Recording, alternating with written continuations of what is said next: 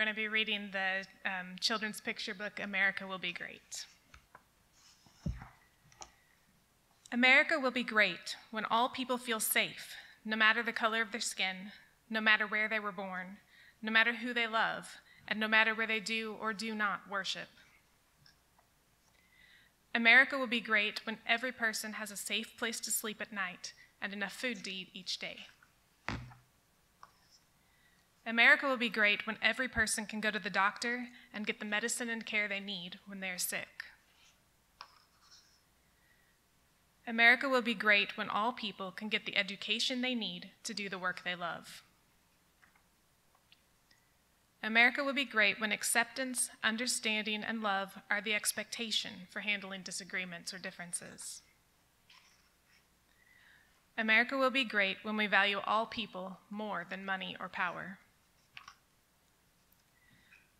America will be great when we see ability, value, and worth in all people. America will be great when we welcome those from other places, recognizing that we have much to learn from each other and the possibility of creating a bright future together. America will be great when we value every person's work and pay enough money for people to be able to meet all of their needs. America will be great when we value peace and love equally for all people in all the world. America will be great when we care about the planet and work to keep our lands, water, air, and habitats clean and safe for all that live there. America will be great when we, the people, unite to make it so. Indiana Jones is perhaps an unexpected starting place for a reflection like this, so please bear with me. I confess to absolutely loving the movies as a child. I mean, the music itself, just by itself, the music is incredible, and who can resist just a little bit of Harrison Ford's charisma, not to mention all the memes of him punching Nazis. I mean, that is the best, right? And I really wish that this was the whole of it. But in the movies, we also get a glimpse of a worldview that has shaped and ruled the world for hundreds of years. And while I'd love to ruminate on one of Indiana's more adorable catchphrases, like snakes, why did it have to be snakes? The one that really applies here is, it belongs in a museum. In Indiana Jones's case, it's easy to root for the least terrible white guy, right? I mean, Indiana really just wants to protect priceless artifacts from the Nazis, right? The Nazis, private collectors, and occasionally evil cultists. All of the movie's bad guys have motives that are obviously repugnant. They set a pretty low bar for liking Indiana Jones. And then we have Indiana himself, who doesn't even want to profit off of the looting of cultural and historical relics. He just wants to preserve them. What could be wrong with that, right? But when I watch these films now, and I did rewatch Temple of Doom while I was preparing this sermon, what really stands out to me is, one, how invisible non-European cultures and people are, and two, how ubiquitous the assumption that white people have a legitimate claim to own and preserve what belongs to others and to accumulate power and profit at the expense of others really is. It's so ingrained that it hides in plain sight. It's also startling to recognize that the descendants of the folks who created those now priceless artifacts, they exist now only as backdrops. They make up the crowds of people that become Indiana's audience for some wisecrack or audacious feat. They're the laborers who toil under some hot sun, carrying luggage or excavating sites. They're helpless victims who are grateful recipients of Indiana's help. Generally speaking, they aren't viewed as the experts of their own culture and history. Generally speaking, there's not any consideration given as to why their communities have been reduced to being, usually at best, the servants of foreigners. If we're asked to notice them at all, it's usually to watch them suffer a violent death. And their deaths aren't even meaningful in the films because their lives are not really part of the story. Their deaths mainly serve to provide a sense of gravity to the stakes at hand and to draw attention to the risks that the white heroes are taking on their noble quest. Perhaps you've already guessed where this is going and why Indiana Jones is relevant to the nightly news.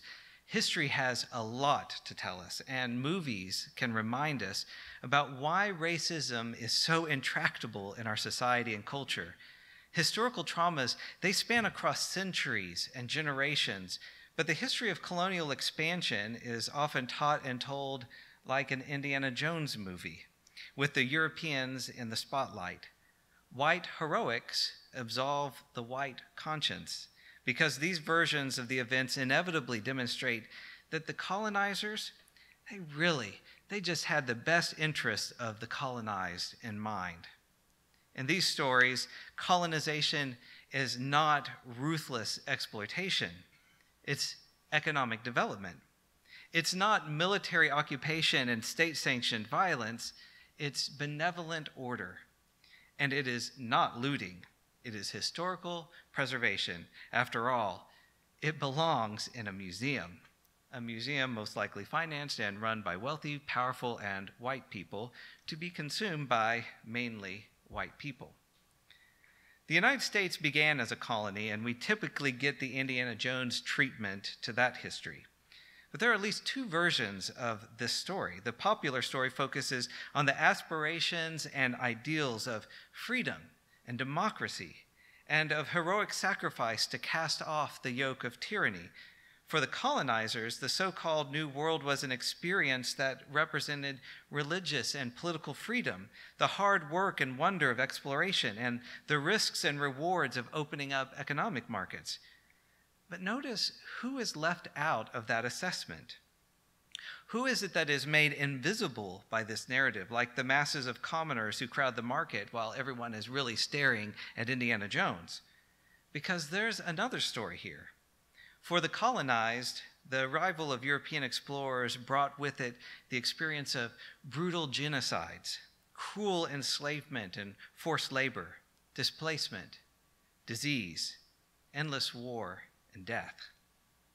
And that story has not yet come to an end.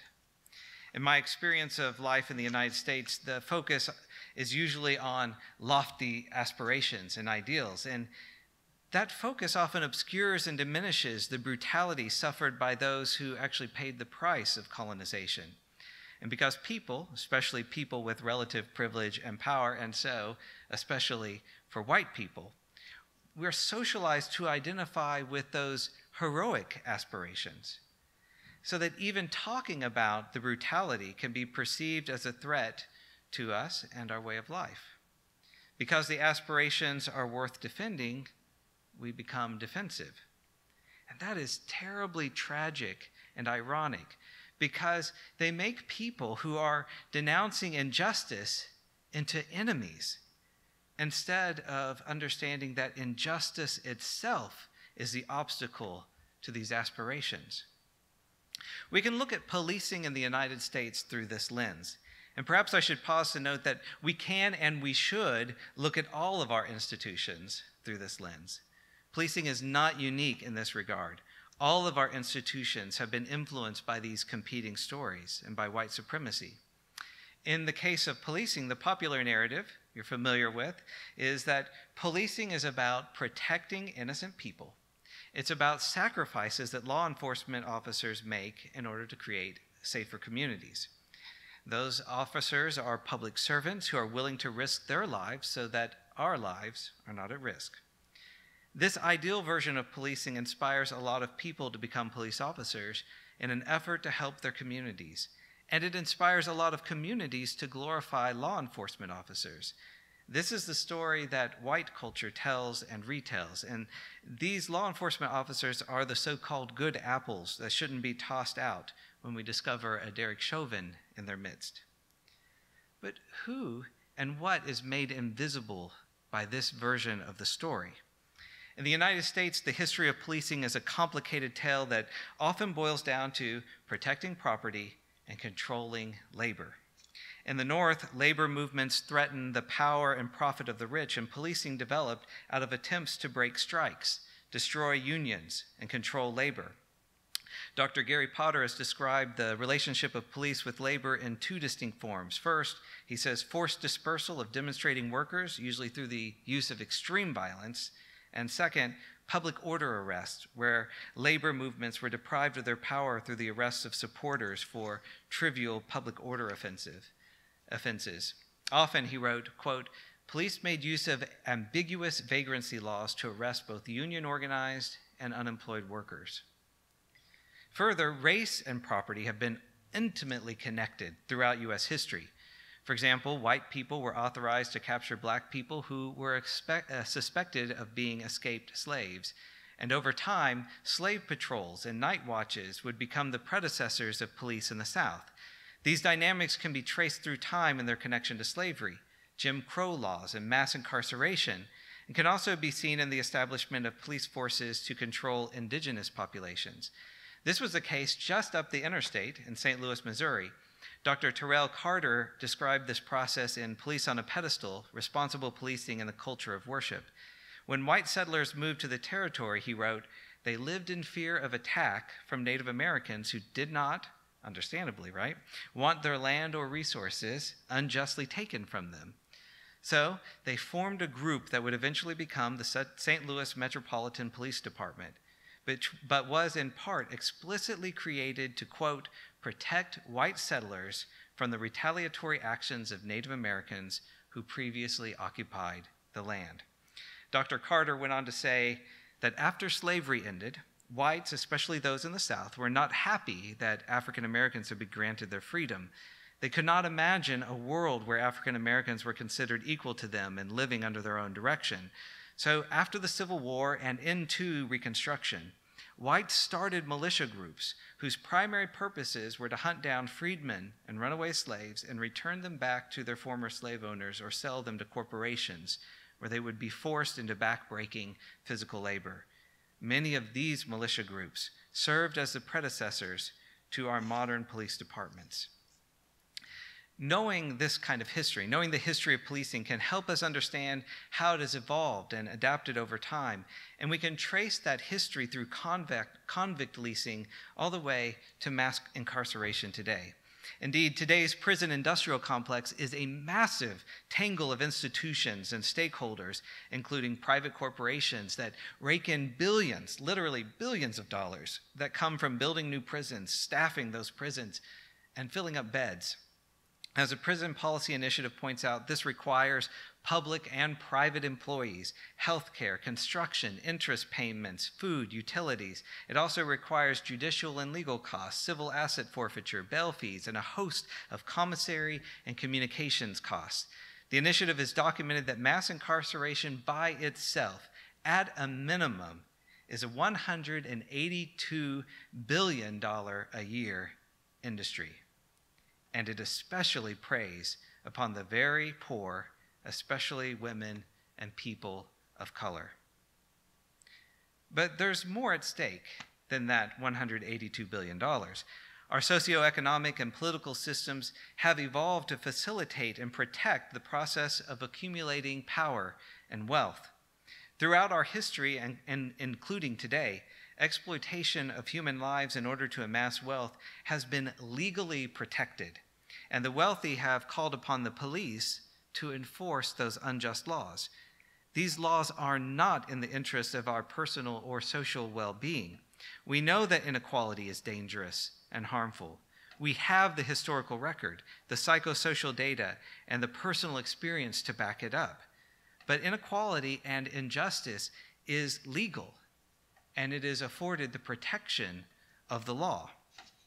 It's crucial that we remember this economic context, this profit motive, when we talk about racial justice and ending police brutality. Now that public interest and support of Black Lives Matter and racial justice issues are growing again, many corporations are beginning to tentatively do the same.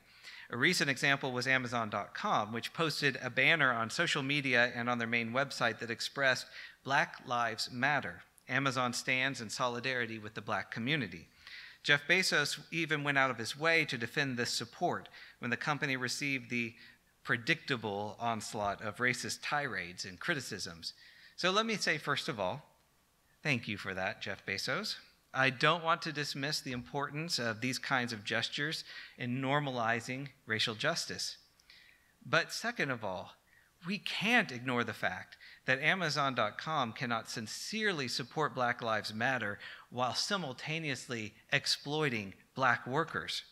Amazon's warehouse conditions, for example, are notoriously terrible.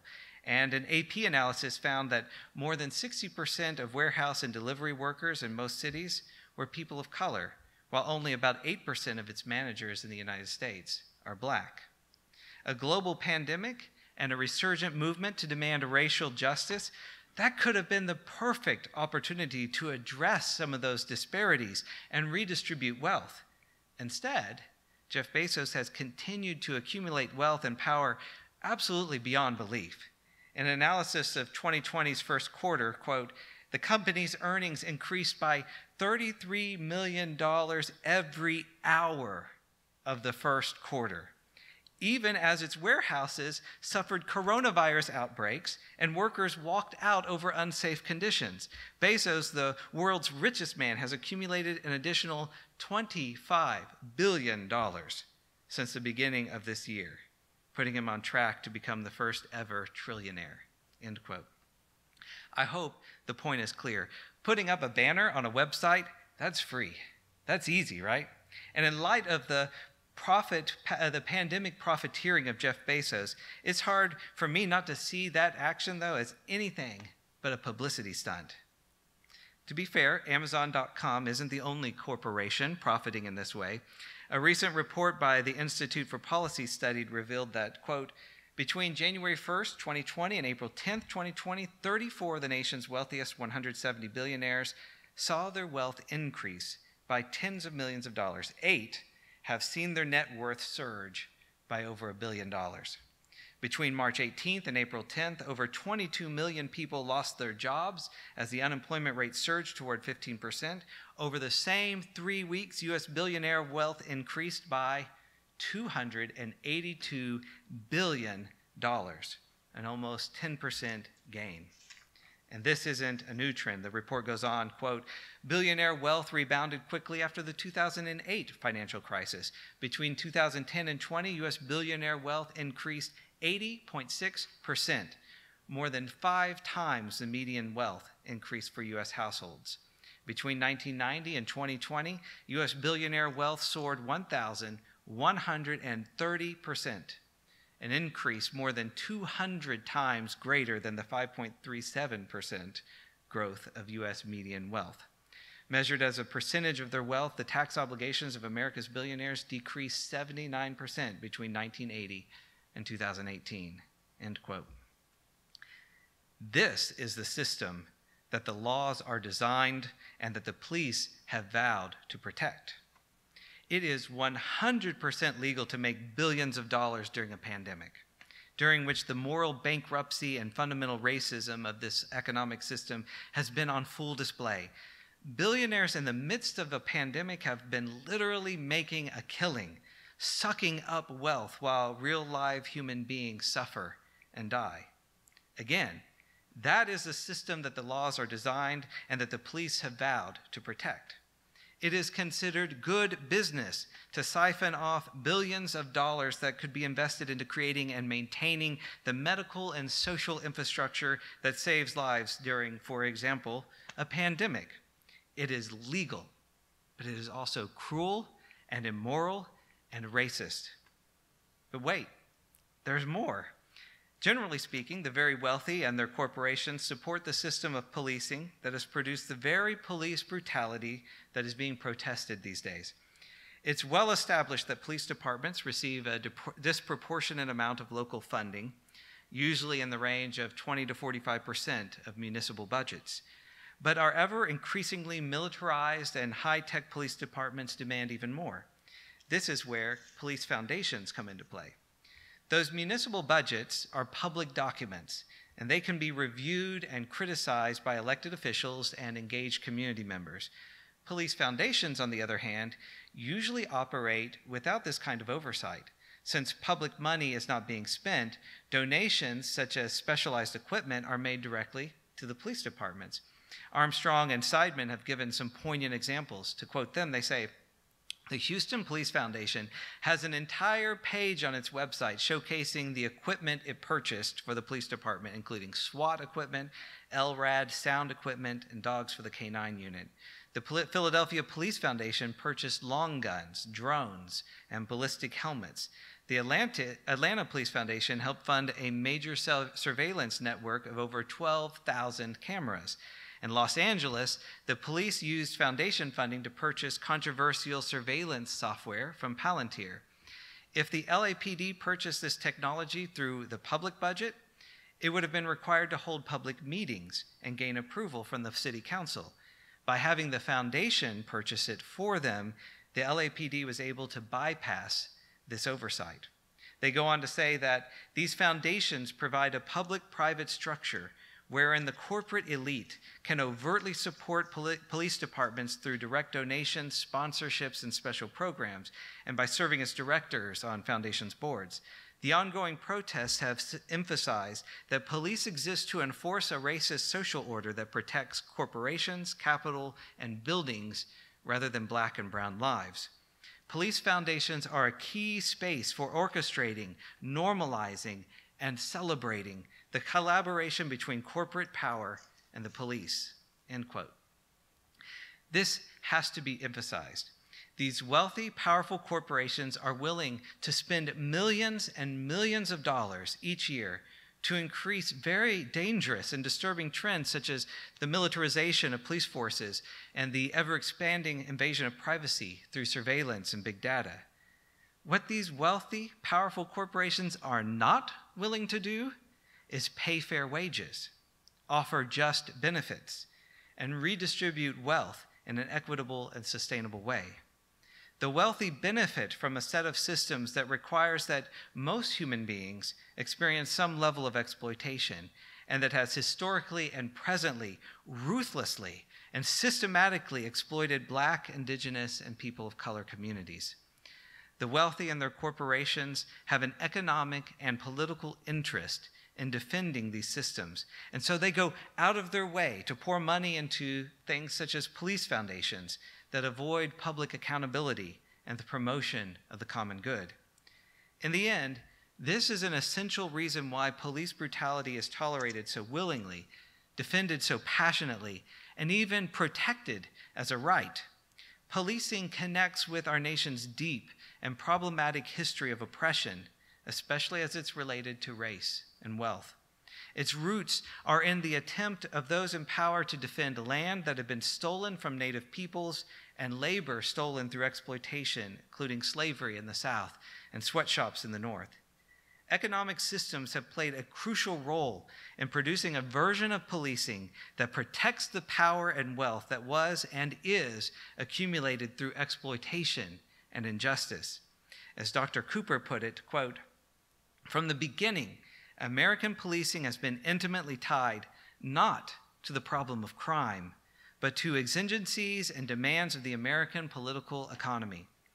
From the anti-immigrant bashings of early police forces to the strike breaking of the later 1800s to the massive corruption of the early 20th century through professionalism, tailorization, and now attempts at amelioration through community policing, the role of the police in the United States has been defined by economics and politics, not crime or crime control."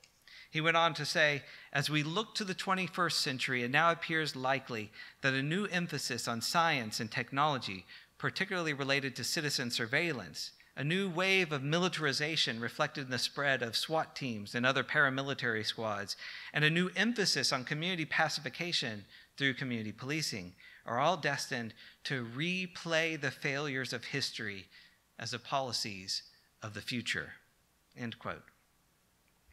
So, as long as white wealth matters more than Black lives, there will be financial motivation to tolerate, protect, and even promote police brutality. I feel like I should say that again. As long as white wealth matters more than Black lives, there will be a financial motivation to tolerate, protect, and even promote police brutality. There's a lot more to be said, but we can pause the conversation on this point.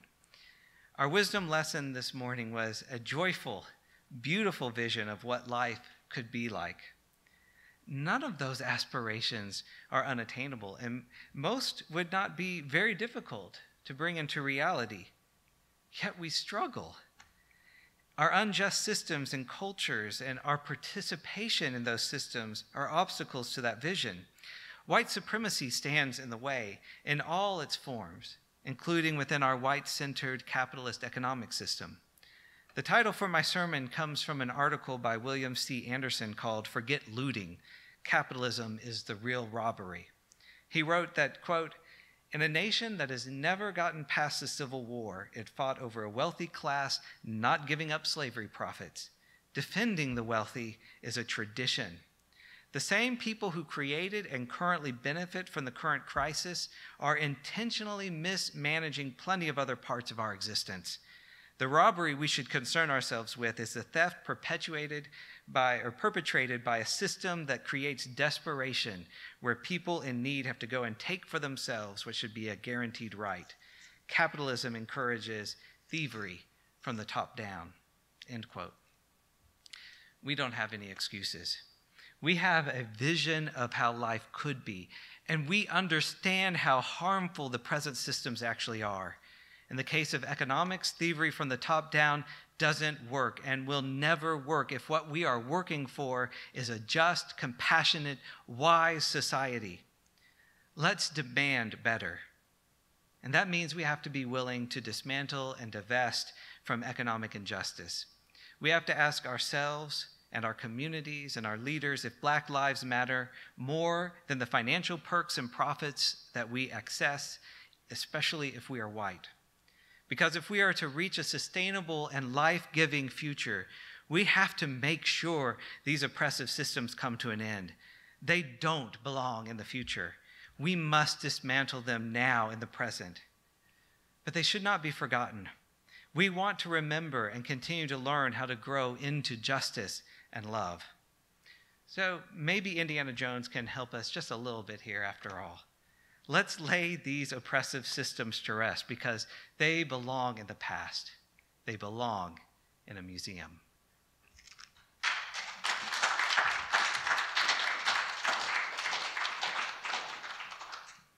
Thank you for watching our videos. We are entirely dependent on the donations of our listeners and members. We hope that you find this content to be important enough to help us to keep offering these videos to the public at no charge by becoming a regular contributor. Please click on the donate button on our website at www.spfccc.org. Thank you for your support of progressive religious programming.